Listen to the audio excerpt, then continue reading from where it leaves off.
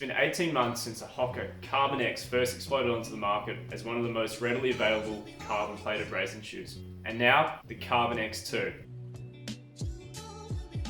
Hey, I'm Matt Smith from Hoka Australia, and today I'm here to run you through the all-new Carbon X2.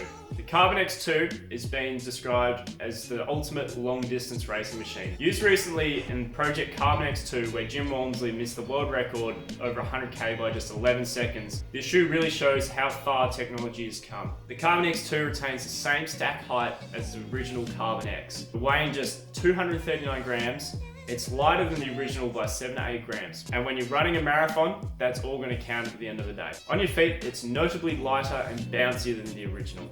The Midsole is a new foam from Hoka and was originally seen in the midsole of the Clifton Edge. It's a lightweight and more durable foam and is proving to be incredibly resilient, meaning the shoe is going to stay bouncier for a little bit longer. As always with Hoka, this means at impact, you're going to be softly cushioned and then rocked onto your toes for a super responsive toe off. It's designed to be harder wearing and more resilient than seen in the original Carbon X. Carbon X2 features the same 1mm plate that we saw in the original Carbon X and now the Rocket X. This means that it still splits underneath your forefoot to provide better stability when your technique fades in the later stages of your longer races. This just means it's going to roll you back onto the main part of the plate where you're going to be able to get more of a responsive toe off.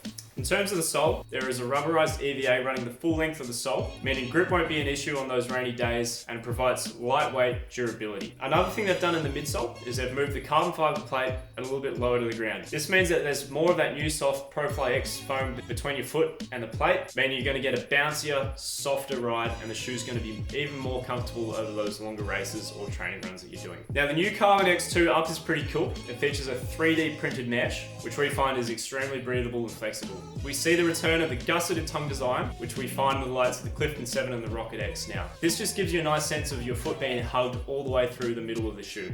As we see with a lot of other Hoka models now, we now see this stylish Achilles design, where this tab just pulls back, making the shoe really easy to get on, and it comes far enough back that it doesn't rub into your Achilles. So far in my experience of the shoe, I love this little sort of get up. It doesn't cause any rubbing or any blisters at the back of the shoe, and putting the shoe on during my multi-sport events, it just becomes incredibly easy. At the end of the day, it makes it look stylish, and it's incredibly functional. Lastly, we have the new booty on the back of the shoe, as I like to call it. At high speeds, this is just going to give you a little bit more of an aerodynamic advantage, as well as looking incredibly stylish. For those who are a little bit heavier on the heels, it's just going to mean it catches you earlier, rolling you onto your toes, utilizing the new foam and that carbon fiber plate. On a personal note, I found the new Carbon X2 a lot more versatile than the original. I find that I can use it for a lot more of my training runs. I'm finding that I can run faster in it, so I can use it for my track workouts, and because of its comfiness and its responsiveness, it's a great threshold and steady shoe. Triathletes out there, due to its softness,